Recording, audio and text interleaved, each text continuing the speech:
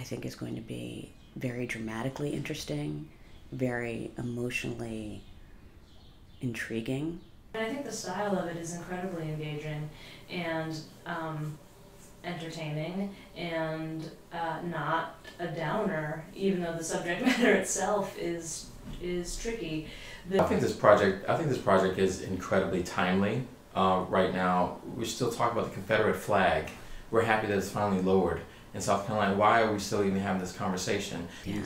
I like the origins of the story. I like the way that Martha sort of discovered this piece, this incident, and then decided that she had to investigate it further and was inspired to write this poem about it. So I think that we need a wake-up call, and this piece is perfectly timed to do it.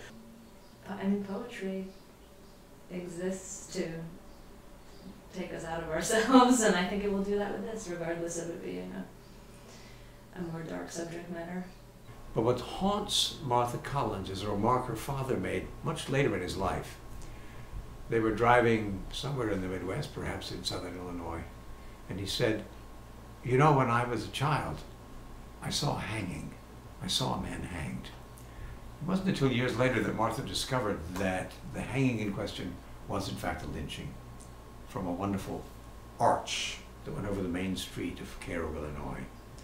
And so what she has attempted to do in this poem, and what we are going to attempt to do on the stage, is to recreate the world of Cairo, Illinois in 1909 and hear the voices, the different voices of the black community, the white community, the churches.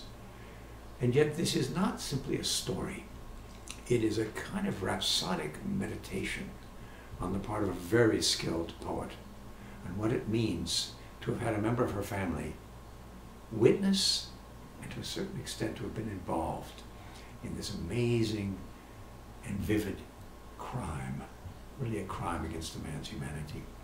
She's haunted by this, and the result is an intensely varied work of art, which I, as the adapter, I've adapted this poem for the stage, have tried to put into the voices of 4 different actors. Each of the actors represents a certain attitude toward the material at hand. My name is Olivia D'Ambrosio, and I'm one of the 4 voices in the adaptation of BlueFront. By Martha Collins. Martha's voice, in fact, is the voice that I am. Hi, I'm Cheryl Singleton, and I'm a member of the cast of BlueFront. My name is Maurice Emmanuel Parent. I'll be reading Man 3, or Person 3 in BlueFront. My voice is the emotional side of the victims, essentially, and of the other people in the town that could find themselves in this situation at any point. And so there's a moral voice there that's coming through.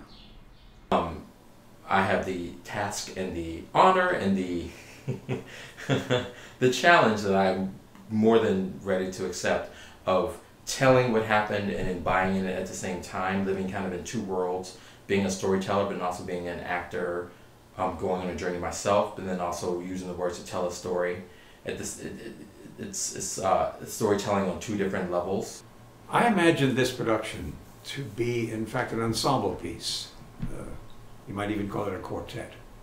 4 experienced actors, 2 male, 2 female, 2 black, 2 white, who in a way present a choral oratorio, as it were, really somewhere between an oratorio and an opera without music, in which the events of this terrible day in 1909 are reenacted from a variety of points of view.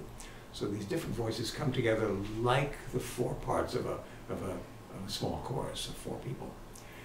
They move around the stage, they speak directly to the audience. Their own emotions as they process this material are going to be obvious. And it's a way of drawing the audience in and making the audience also participants and spectators of this amazing occurrence.